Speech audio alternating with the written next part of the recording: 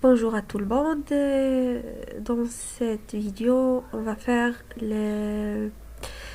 un exercice de mouvement de satellite ISS. Donc, l'exercice, l'énoncé, la station spatiale internationale, supposée ponctuelle et notée S, évolue sur une orbite qu'on admettra circulaire dont le plan est incliné de 51,6 degrés par rapport au plan de l'équateur. Son altitude est environ 400 km. Donc, dans les données, on a le rayon de la Terre, la masse des stations, la masse de la Terre qui est supposée ponctuelle bien sûr, la constante de gravitation, l'altitude de ISCH et l'expression de la force d'interaction de gravitation. Donc, dans la première question, représentée sur un schéma, la Terre et la station S, supposons ponctuelles. Donc, dans un schéma, on va représenter déjà ici, on va représenter la Terre, comme ça. Donc, supposé ponctuel. Alors, on va représenter ici donc on représente station S, représentation de station S, et T, la Terre. Alors, il faut représenter aussi un vecteur unitaire U de son station vers T, donc de station vers T, elle est là U. Et il faut représenter aussi la force d'interaction gravitation de la Terre, donc de la Terre sur S. Alors c'est comme ça, F appliqué par la Terre sur S. Donc là on peut donner l'expression vectorielle de cette force en fonction de vecteurs unitaires. Donc déjà l'expression F de T sur S égale à quoi? Égale à G fois la masse de station. La masse de station, c'est petit m. Fois la masse de la Terre, c'est grand m, d'après les données. Sur la distance entre le centre de Terre et bien sûr R et S, c'est R plus l'altitude H, le tout au carré. Mais le vecteur unitaire, on sait que F et U sont orientés dans le même sens, donc on peut écrire ici U et ici il y a positif. Alors c'est l'expression de F en fonction de vecteur unitaire U. Donc elle dit première question. Alors deuxième question, c'est quoi? Dans la deuxième question, on considère la seule action de la Terre établit l'expression vectorielle de l'accélération A en fonction de GMHR et de vecteur U. Alors, on sait que quoi? On sait, d'après deuxième loi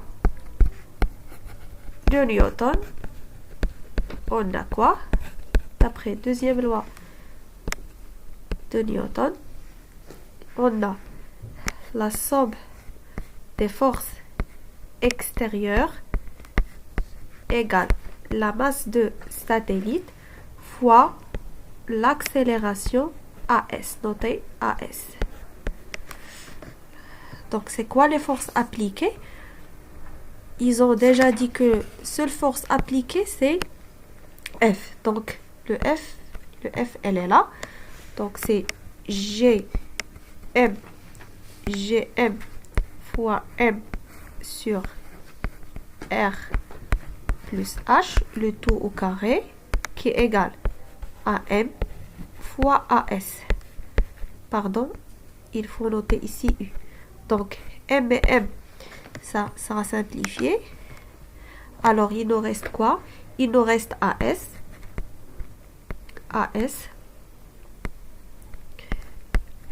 qui est égal à G fois grand M sur R plus H, le tout au carré, fois vecteur unitaire U. Donc là, on trouve l'expression de l'accélération de satellite S. Donc, question 3, vitesse du satellite. 3.1, il faut montrer que dans le cas d'un mouvement circulaire, la valeur de la vitesse du satellite de la station a pour expression V égale racine carrée GM sur R plus H. Alors, il faut déjà, première des choses, 3.1. Donc, la première des choses, il faut énoncer. Donc, pour trouver V, il faut appliquer déjà la relation qu'on a déjà fait, la relation AS, qui est égale à G fois M sur R plus H fois le vecteur U. Alors que, on sait que dans la base de Freinet, on a quoi? Dans la base de Freinet, on a AS égale la dérivée de V par rapport à D de T selon UT plus V au carré sur R plus H fois UN. Cette fois-ci, le rayon c'est R plus H parce qu'on a la hauteur H et on a le rayon de la Terre dans les données. Alors, AS, on a cette relation et cette relation. On peut déduire, donc, d'après 1 et 2,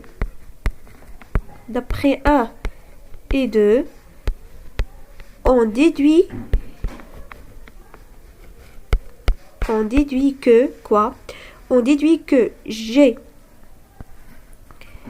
M sur R plus H, on sait que U, c'est la même chose que UN, car si on a comme ça satellite S, alors U, elle est comme ça, U, et même dans la base de Freinet, on sait que UT, elle est comme ça, UT, et UN, elle est comme ça. Alors U, c'est la même chose que UN. Donc, on peut ici remplacer U par UN, qui est égal à quoi? Qui est égal à D de V sur D de T UT plus V au carré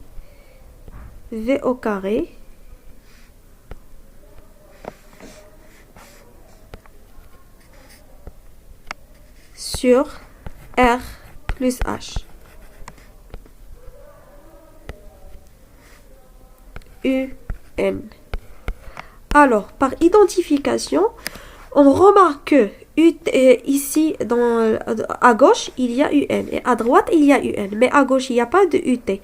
Alors, par identification, cette expression égale à cette expression. Donc, GM sur R plus H égale à V au carré sur R plus H.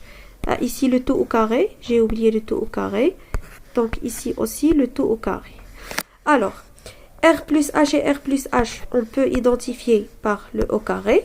Il nous reste quoi? Il nous reste V qui vaut racine carrée de GM sur R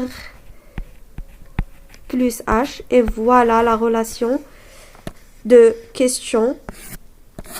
Voilà la relation de question 3.1. Donc, pour la question 3.2, il nous demande calculer la valeur de la vitesse de la station en mètres par seconde. Alors, V égale à quoi? Alors, on sait que V, c'est égal à, donc, 3.2. On sait que V égale à la racine carrée de M fois G sur R plus H. Alors, pour le calculer, il suffit de remplacer avec les valeurs. Donc, V égale à quoi? Égale à racine carrée de quoi? Égale à racine carrée de M M, il est égal à quoi? M égale à, bien sûr, 5,98 fois 10 à la puissance 24. 24 ici. Alors, fois quoi? Fois G, c'est 6,67 fois 10 à la puissance moins 11. Sur quoi? Sur R plus H. Le R égale à 6380. Pardon, 380. Alors, 80 plus le H. Le H égale à quoi?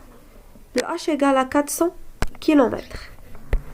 400 km. Donc, on a ici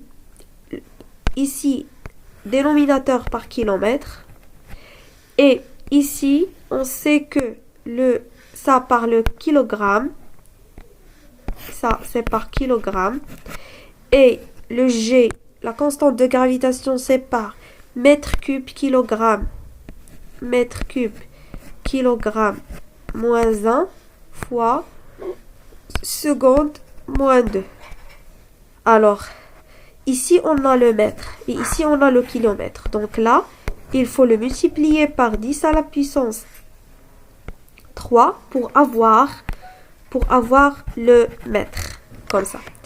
Donc, comme ça, on va trouver V égale à quoi? On va trouver V égale à, je pense, on va trouver V par mètre par seconde.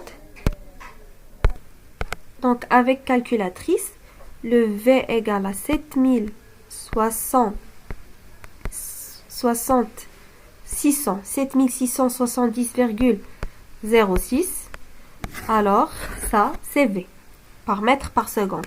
Il faut juste faire attention aux unités. Donc, quatrième question et la dernière question. Combien de révolutions autour de la Terre un astronaute présent à bord de la Station spatiale internationale fait-il en 24 heures? Alors, cette question, c'est comme on dit, à 24 heures, combien de tours fait le satellite ou bien le corps qu'on étudie? Alors, pour le faire, il suffit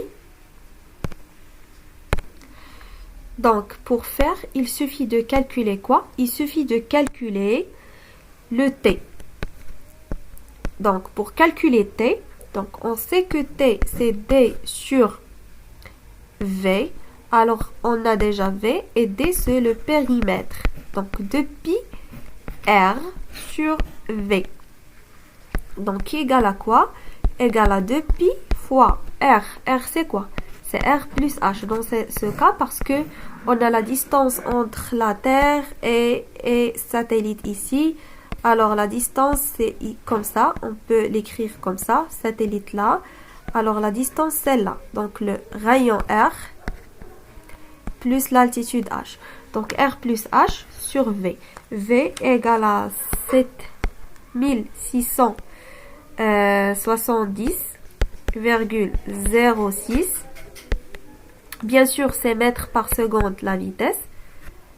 Et on a R plus H, c'est toujours 6380. 380 plus le H, c'est 400.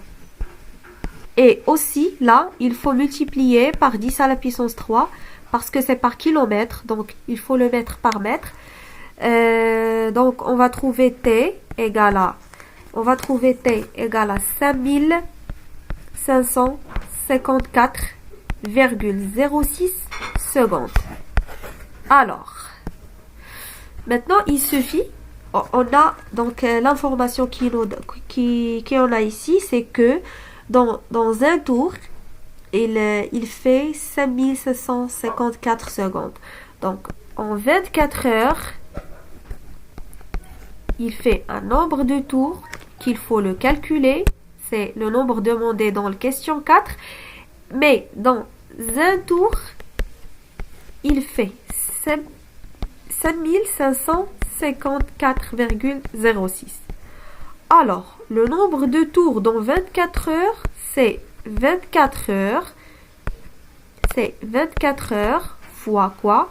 Fois 1 t sur 5554,06. Mais là, c'est par heure et ici par seconde. Donc, il faut ici le transférer au seconde. Donc, c'est 3600. Et finalement, on trouve le nombre de tours. C'est presque, je pensais 25 tours. Le nombre de tours, on va trouver 25 tours. Donc, on va trouver 15,55 tours. Alors, le nombre de tours qui va faire l'astronaute autour ou bien la station autour de la Terre, c'est 15 tours,5.